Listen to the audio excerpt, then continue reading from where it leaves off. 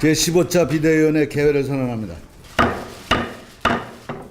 먼저 문상 비상대책위원장의 모두 발언이 있겠습니다. 오늘로 국정감사가 사실상 종료됩니다. 하지만 이번 국감에서 일각이 드러난 이명박 정부, 박근혜 정부의 적폐를 바로잡는 일은 이제 시작일 뿐입니다. 천문학적인 국민 혈세를 낭비한 비리 집합소, 4대강 사업, 자원외교 국부 유출 사건, 그리고 방산 비리의 진상은 국정조사 등을 통해서 철저히 밝히고 엄중히 책임을 물을 것입니다.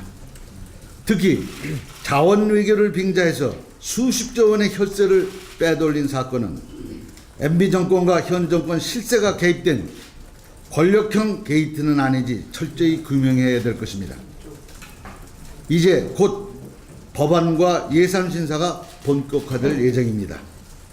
갈수록 악화되고 있는 지방재정, 산더미 같은 국가 부채, 그리고 만성적 적자 재정, 그리고 3년 연속 세입 결손이라는 초유의 상황, 이 총체적 위기를 극복하기 위해서는 부자 감세 철회밖에는 답이 없다는 점을 다시 한번 분명히 말합니다. 새정치연합은 법안과 예산심사 과정에서 진짜 민생만을 챙기겠습니다.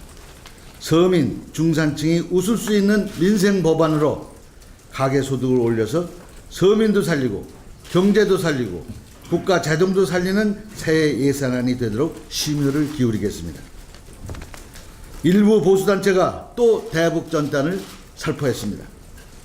생명의 위협을 느낀 주민들이 전단 산포를 몸으로 막아서고 이를 지켜보는 국민들, 특히 자식을 군에 보낸 부모님들 걱정이 태산인데 오직 정부만 무사태평 수수방관하고 있습니다.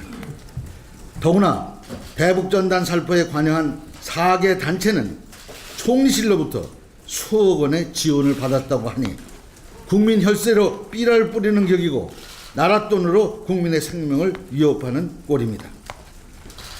전작권 환수를 무기연기한 정부를 바라보는 국민의 눈길이 싸늘하다고 저는 생각합니다.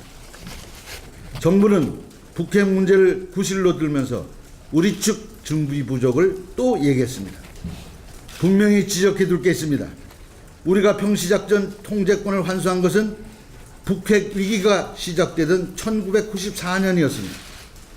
전시작전 통제권 환수에 한미가 합의한 때는 북한이 1차 핵실험을 감행한 다음 해인 2007년이었습니다. 작전 통제권 환수와 북핵 문제를 얽어맬 하등의 이유가 없다고 저는 생각합니다. 우리 군이 준비 부족을 얘기한다면 한 가지만 지적하고자 합니다. 대한민국 군대는 지난 수십 년간 매년 북한의 3에서 40배 규모의 국방 예산을 쓰고 아직도 우리 군대의 작전 통제권을 미군에 맡겨야 하는 이유가 뭔지를 먼저 밝혀야 할 때라고 생각합니다. 이상입니다. 다음은 우영근 원내대표의 발언이 있겠습니다. 네, 저는 지난 주말 팽목항을 찾았습니다. 적막감마저 감도는 팽목항에서 실종자 가족들을 만났습니다. 비탄에 빠진 그분들의 표정을 봤습니다. 무심히 나부끼는 색바랜 노란색 리본도 봤습니다. 온 국민과 세월호 유가족들의 간절한 염원을 마음 깊이 새기고 돌아왔습니다. 지금 남겨진 자들의 책임과 역할을 생각하고 있습니다. 저는 그날 새벽 팽목항으로 가면서 하늘나라 우체통에 붙인 하늘나라에 보낸 편지에 이렇게 썼습니다. 스스로에 잊지 않겠다는 다짐을 합니다. 부디 저 하늘 반짝이는 별이 되어버린 세월호 참사 희생자들에게 더 이상 부끄러운 모습을 보이지 말아야 할 텐데 세월은 무심히 흘러만 갑니다. 제대로 아무것도 해내지 못한 채 부디 용서하소서 부족하고 못난 저희들 이렇게 썼습니다. 다시 한번 세월호 희생자와 국민여 마음 위로내겠다는 다짐을 합니다. 세월호 유가족들의 눈물을 닦아주고 국민의 아픔을 달래주는 정치가 되기를 희망하면서 이번 주 중에 유가족들이 동의하는 세월호 특별법이 여야 간에 합의될 수 있도록 마지막까지 최선을 다하겠습니다. 어제 우리 당은 예산국회를 앞두고 지방정부 살림살이를 지원하는 시도지사 정책협의회를 가졌습니다. 참석한 시도지사들은 한결같이 박근혜 정부가 일방통행식 국정운영에서 벗어나 중앙과 지방이 상생하는 정책으로 바뀌어야 한다고 지적했습니다. 지방 재정을 파탄으로 내몰고 있는 박근혜 정부의 책임 전가와 복지의 삶 삭감에 대한 깊은 우려와 성토가 이어졌습니다. 파탄 지경으로 내몰리고 있는 지방 재정 확충 방안에 대한 박근혜 정부의 근본적인 인식 전환이 필요한 시점입니다. 지난 7년간 나라 국간을 텅비게 한 부자 감세는 반드시 처리돼야 됩니다. 수백조의 유보금을 쌓아두고 있는 대기업에 대한 법인세 정상화만이 민생도 경제도 지방 재정도 나라 재정도 살리는 길이라는 점을 다시 한번 강조합니다. 지난 3주간 진행된 국정감사를 통해서 박근혜 정부의 적폐를 바로잡는 작업은 이제부터가 시작입니다. 이번 국감에서 밝혀진 수십조 원의 혈세 낭비와 국부 유출, 자원 외교에 대한 진상 규명, 국정조사와 청문회는 반드시 필요합니다. 우리 당은 노영민 의원을 단장으로 국부 유출 자원 외교 진상조사단을 구성하고 본격적인 활동에 들어갈 것입니다. 아울러 안규백 의원을 단장으로 하는 방산비리 진상조사단도 출범시킬 예정입니다. 이제는 민생이 관전입니다. 예산안과 법안 심사에 임하는 제2새정치민주연합의 원칙은 분명합니다. 국민들의 삶과 그리고 안전, 바로 민생 25시, 안전 25시의 실천입니다. 민생과 내수경제 회복, 우리 경제의 체질 개선을 위한 가계소득 중심의 성장 전략, 소득은 올리고 생활비를 내리는 민생입법이 바로 그것입니다. 심각한 가계부채의 위험과 주거불안을 해소하는 데 역점을 두겠습니다. 또한 재난안전, 생활안전, 산업안전에 대한 현장 점검과 입법활동에 총력을 기울이겠습니다. 이상입니다. 예, 다음은 정세균 위원의 발언이 있겠습니다.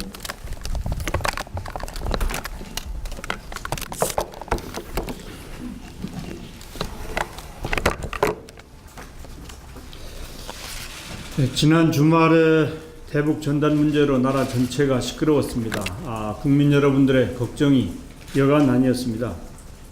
실질적으로 전단을 보내지는 못했지만 결국 또 하나의 남남 갈등으로 비화되는 것 같아서 정말 걱정이 큽니다. 주말 직전에 있었던 외통위 마지막 국감에서 새누리당 국회의원들까지도 불필요하게 북한을 자극하지 않도록 정부의 전향적 자세를 촉구했었습니다마는 결국 정부의 수수방관이 남남 갈등을 부추기는 결과가 되었습니다. 참으로 유감스럽게 생각합니다. 이런 식으로 남북 간의 위기 국면을 조장하고 남남 갈등을 유발해서 박근혜 정부가 과연 얻고자 하는 것이 무엇인지 의문이 듭니다. 남북 관계는 몇 가지 상징성을 어떻게 관리하느냐가 매우 중요합니다. 소위 B라는 남북 대결의 상징이고 남북 경협의 상징은 금강산 관광이며 인도주의 정신의 상징은 이산가족 상봉이고 남북 고위급 회담은 남북 관계 개선의 상징성을 가지고 있습니다. 현재 우리 정부가 10월 30일 고위급 회담을 하자 이렇게 제안을 해놓고 있습니다만 북한이 여기에 대해서 입장을 내놓지 않고 있습니다. 무조건 나와라 이렇게만 촉구할 것이 아니라 대화할 수 있는 환경을 조성하는 데 최선을 다해야 할 것입니다. 북한 당국도 남북 관계 개선의 상징인 고위급 회담이 허망하게 무산되지 않도록 열린 자세로 임해야 할 것입니다.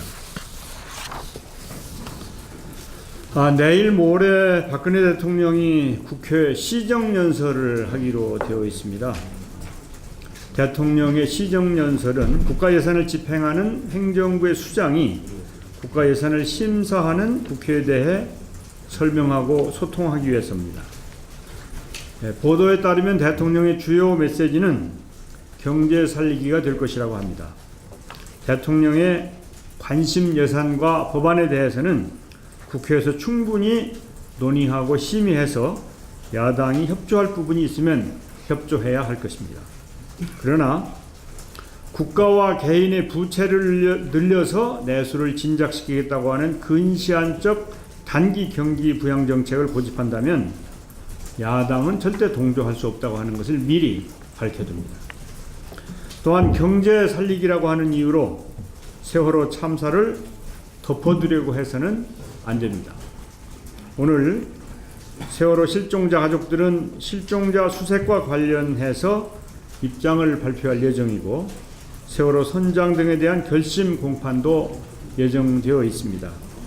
국회에서도 세월호 특별법 제정과 관련해서 협상이 진행되고 있습니다.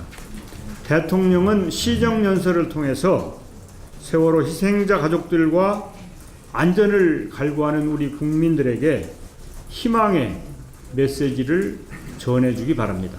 이상입니다. 네, 다음은 박지원 의원의 발언이 있겠습니다. 오원균 대표께서 제안한 자원외교, 방산비리, 조사관 구성은 시의적절한 일로 반드시 기왕에 구성되었던 4대강 진상조사위원회와 함께 새누리당 정부의 비리를 국민 앞에 밝히는, 그래서 원상 복구하는 그런 계기가 되기를 간절히 소망합니다. 아울러서 가입자도 소위 사용자도 울리는 단통법에 대해서도 철저한 대책을 세워서 서민, 영서민의 부담을 생각하는 새정치 민주연합이 되자고 제안을 합니다. 대북 문제가 또 한 번 요동칩니다. 전작권 포기, 북한 핵의 소형화, 주한 미군 사령관 발언, 남북 고위급 회담과 전단 살포, 예측을 불허합니다. 저는 지난 2010년 6월 25일 국회 정보위에서 언제까지 북한의 핵이 가벼워지고 작아지느냐, 경량화, 소형화 질문을 했습니다. 당시 우리나라 정보 최고 책임자는 머지않아, 즉 1년 내외에 그러한 기술이 도달할 것이다 라는 답변을 했습니다. 우리는 수차 북한의 핵 문제에 대해서 정부에 경고를 했습니다. 그러나 3차 핵실험 후 우리 정부는 부인했지만 척 헤이글 미 국방장관은 북한의 핵 기술이 소형 경량화가 되었다라는 사실을 미 상하원 의원들에게 편지로 확인을 했습니다. 이제 커티스 스케포로티 주한미군 사령관이 북한이 현재 핵탄두 소형화 능력을 가졌다고 믿는다. 그러나 스카드 미사일 탑재는 가능하지만은 ICBM 실험은 안 했으니까 탑재 가능 여부를 확인할 수 없다고 얘기를 했습니다. 이건 중대한 문제입니다. 만약 주한미군 사령관이 발언한 대로 소형화되었다고 하면은 세계적 재앙이 됩니다. 따라서 우리 정부는 보다 철저한 북한 핵 대책을 세워야 됩니다. 거듭 말씀드리지만 북한 핵은 9.19 합의로 돌아가면 됩니다. 남북 문제는 6.15 공동선언으로 돌아가면 해결됩니다. 정부가 보다 철저한 대책을 강구해 줘야 된다는 것을 다시 한번 말씀드립니다. 대북 전단 살포 파주에는 대한민국 정부는 없었고 남남 갈등만 있었습니다. 이제 특별한 북한의 반응은 없는 것은 다행한 일입니다. 30일 예정된 제2차 남북 고위급 접촉에 반드시 북한이 나와야 한다는 것을 촉구합니다. 이명박 정부 5년, 박근혜 정부 1년 반, 5년 반간 사실상 남북 교류 협력은 단절된 상태입니다. 물론 개성공단의 재개는 평가받을 일이지만은 어떻게 됐든 이러한 일로 남북 고위급 회담이 성공하지 못한다고 하면은 북한도 이익이 되지 않기 때문에 반드시 북한의 성의 있는 태도를 촉구하면서 남한, 북한 양국 정부가 남북관계 개선을 위해서 한 발씩 뒤로 물러서서 바라보자고 다시 한번 제안합니다. 비정규직에 대해서 한 말씀 드리겠습니다. 어제 통계청이 발표한 자료에 따르면 올해 3분기 기준 비정규직 근로자는 669만 7천 명으로 전체 임금 근로자의 35.5%를 차지하고 있습니다. 문제는 임금 격차가 너무 크고 정규직으로 전환이 어렵다는 것입니다. 고용노동부 조사에 따르면 정규직과 비정규직의 임금 격차가 2008년 134만 9천 원에서 작년에는 158만 1천 원으로 크게 벌어졌고 비정규직의 임금은 정규직의 47%에 불과합니다. OECD의 2013년 비정규직 이동성 국가 비교 보고서에 의하면 우리나라의 비정규직 10명 중 몇 년 뒤 정규직 전환된 사람은 한두 명에 불과하고 나머지 8, 9명은 여전히 비정규직으로 있거나 실업자가 된다고 합니다. OECD 보고서에서는 한국의 비정규직은 열악한 일자리의 덫에 갇힐 위험이 높다면서 심각하게 분절되어 있는 노동시장이 사회통합을 저해할 수 있다고 경고하고 있습니다. 정부는 고용안정과 소득 양극화 해소 그리고 사회통합 촉진을 위해서도 비정규직 문제 해결에 적극 나서야 합니다. 공공부문의 정규직 전환 확대, 민간 기업의 정규직 전환 지원, 안전 업무의 정규직 채용 등은 물론 노동계에서 요구하는 산재보험 전면 적용과 간접 고용 근로자의 정규직화, 저임금 시간제 근로자 억제 등도 적극 수용해야 한다고 촉구합니다. 이상입니다. 예, 다음은 윤재인 위원의 의견이 있겠습니다. 지난 금요일 국방위가 국정감사를 위해서 파주의 1군단 지역을 둘러보고 민통선 넘어 대성동 마을까지 다녀왔습니다. 접경 지역 주민들은 한결같이 불안해서 못 살겠으니 대북 전단 살포를 꼭 좀 막아달라. 정부가 막아주지 않으면 우리가 나서서 막을 수밖에 없다고 호소했습니다. 다음 날 주민들이 전단 살포를 제지하다가 살포단체와 충돌하는 일이 실제로 발생했습니다. 대북 전단 살포는 표현의 자유라는 사익이 있다 하더라도 안보 불안을 초래하고 정부가 어렵게 합의해서 추진 중인 제2차 남북 고위급 접촉을 표류시켜서 남북관계를 해치고 접경지역 주민들의 생명과 재산을 위협하고 생업을 침해하는 등 사익에 비해 공익의 피해가 너무나 큰 철없는 행동입니다. 그런데도 정부는 지금까지도 제지할 근거가 없다는 말만 되풀이하고 있으니 도대체 누구를 위한 정부인지 알 수 없습니다. 참으로 무책임하고 무능한 정부이고 이념 때문에 눈이 먼 어리석은 처사입니다. 이런 터무니없는 일까지 국론이 분열되어서는 안 됩니다. 정부는 제2차 남북 고위급 접촉과 남북 간의 신뢰 회복을 진정으로 원한다면 대북 전단 살포를 규제하는 그런 성의를 보여야 할 것입니다. 박근혜 정부가 결국 전시작전권 환수를 무기연기했습니다. 전시작전권의 차질 없는 환수를 공약해놓고 정부가 출범하자마자 미국에게 연기를 요청하기 시작한 것은 공약 파기를 넘어 국민들을 속인 것입니다.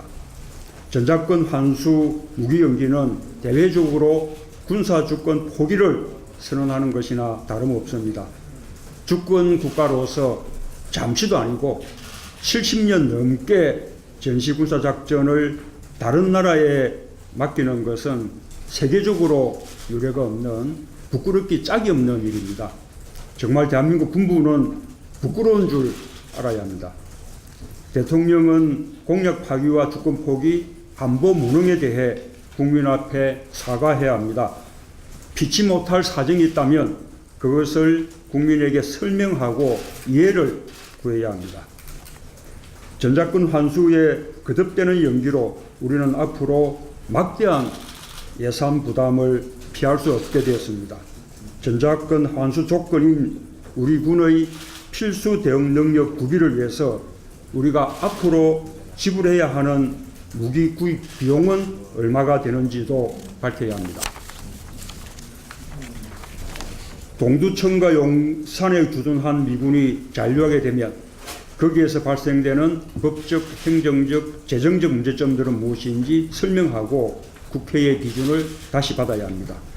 해당 지자체와 주민들이 입게 될 막대한 손해를 어떻게 보상해 줄 것인지 그 방안도 제시해야 합니다. 또한 책임을 물어야 합니다. 2012년에서 2015년으로 전작권 환수를 연기할 때 우리 군은 재연기는 없다고 천명했습니다. 북한보다 15배가 넘는 국방 예산을 사용하면서도 여지껏 제대로 된 준비를 못하고 있다가 또다시 무기한 연기를 주장하는 군 지휘부는 모두 엄중한 책임을 져야 할 것입니다. 이상입니다. 예, 다음은 끝으로 윤재근 위원의 발언이 있겠습니다. 내일 모레 29일 대통령이 국회를 방문한다고 합니다. 여야 대표단 회담도 열린다고 합니다. 그런데 큰 기대를 하지 않는 분위기입니다. 그저 인사나 나누는 이벤트가 될 것이라고 합니다. 하지만 저는 기대를 해보고 싶습니다.